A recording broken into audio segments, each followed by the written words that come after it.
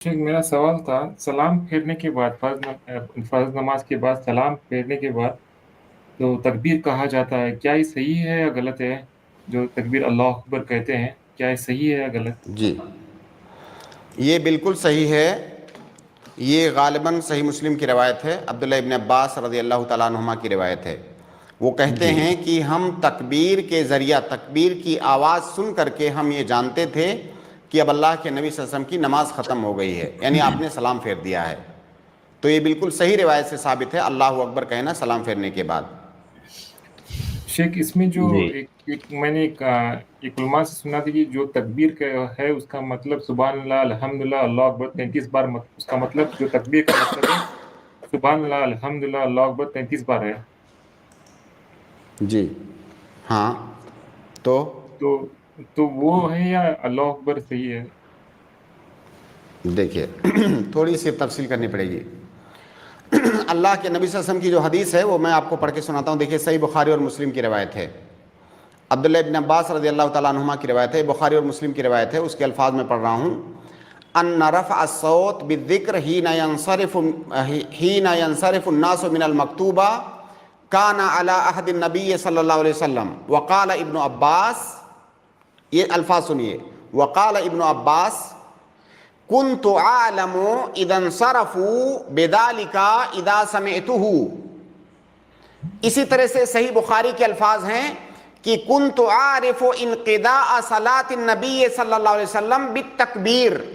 खास तौर से इस पर आप गौर कीजिए। इसका माना क्या है कि नबी सल्लल्लाहु अलैहि वसल्लम की नमाज के ख़त्म होने को मैं तकबीर से जान पाता था।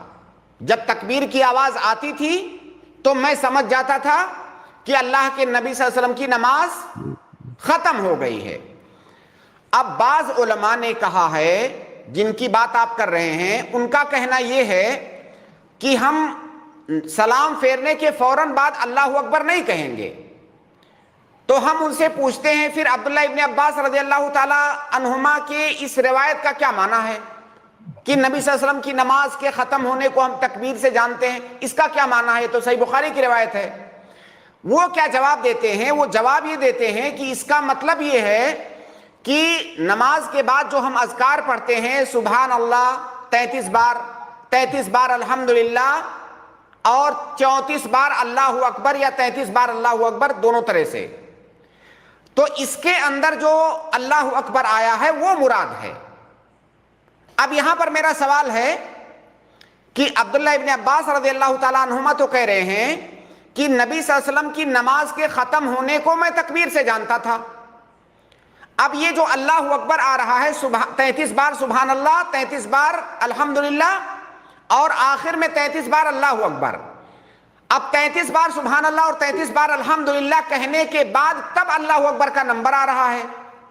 अब बताइए, अगर 33 बार सुभान अल्लाह और 33 बार अल्हम्दुलिल्लाह आप कहें, आप बहुत तेजी से कहेंगे तब भी कम से कम 1, 1.5, 2 मिनट तो लग ही जाएगा।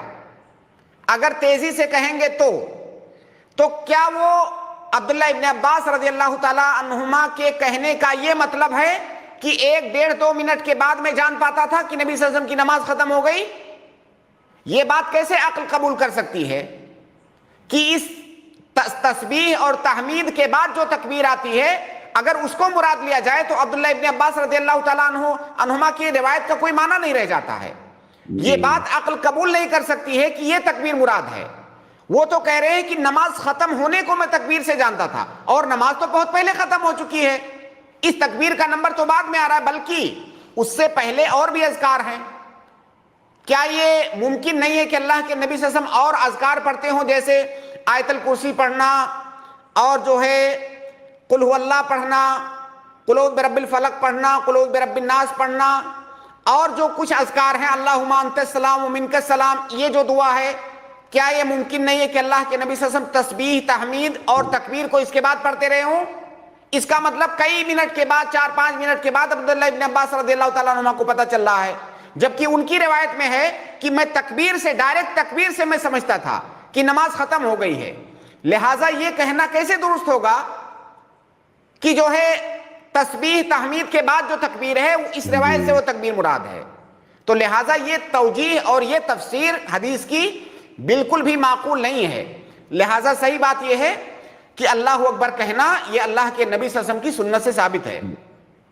جی ٹھیک. اور ایک اس میں ایک حدیث ہے شعبان رضی اللہ عنہ کی کہ اس میں اللہ کے رسول صلی اللہ علیہ وسلم نے سلام پھیرا اور استغفر اللہ استغفر اللہ استغفر اللہ پڑھا.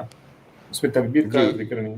بھائی کا سوال یہ ہے کہ ایک حدیث میں ہے کہ اللہ کے نبی صلی اللہ علیہ وسلم سلام پھیرنے کے بعد استغفر اللہ استغفر اللہ استغفر اللہ کہتے تھے، تو اس میں تو تکبیر کا ذکر نہیں ہے.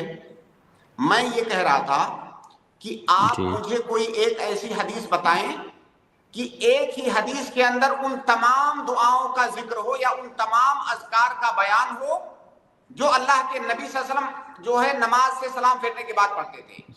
کیا ایک ہی حدیث کے اندر تمام اذکار کا بیان ہے؟ کہیں پر نہیں ہے. جیسے مثال کے طور پر ایک حدیث میں آیا کہ نماز کے بعد آیت الکرسی پڑھو. اب اس میں تو تکبیر کا ذکر، اس میں تو استغفار کا ذکر نہیں ہے. تو کیا کوئی یہ کہہ سکتا ہے کہ بھائی اس حدیث کے اندر تو آیت الکرسی کا ذکر ہے، استغفار کا ذکر نہیں ہے؟ یا اگر ایک حدیث ہے کہ سلام پھیرنے کے بعد 33 بار سبحان اللہ، 33 بار الحمدللہ، 33 یا 34 بار اللہ اکبر کہو، اس میں تو استغفار کا ذکر نہیں ہے، تو استغفار کیوں پڑھتے ہیں؟ میرے بھائی یہ جو نماز کے بعد کے اذکار ہیں، ضروری تھوڑی ہے کہ تمام اذکار کا بیان ایک ہی حدیث کے اندر آ گیا.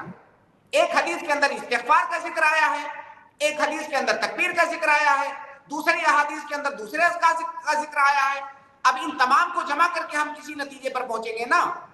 اور عبداللہ ابن عباس رضی اللہ تعالیٰ عنہما کی روایت سے پتہ چلتا ہے کہ اس کی ابتدا اللہ کے نبی صلی اللہ علیہ وسلم تکبیر سے کرتے تھے، کیونکہ وہ ڈائریکٹ کہہ رہے ہیں کہ نماز ختم ہوتے ہی نبی صلی اللہ علیہ وسلم تکبیر کہتے تھے. گویا کہ تکبیر کہنے کے بعد جو بعد کے دیگر اذکار ہیں ان اذکار کو پڑھتے تھے. تو اگر استغفار والی روایت کے اندر تکبیر کا ذکر نہیں ہے تو دوسری روایات کے اندر تو استغفار کا بھی ذکر نہیں ہے.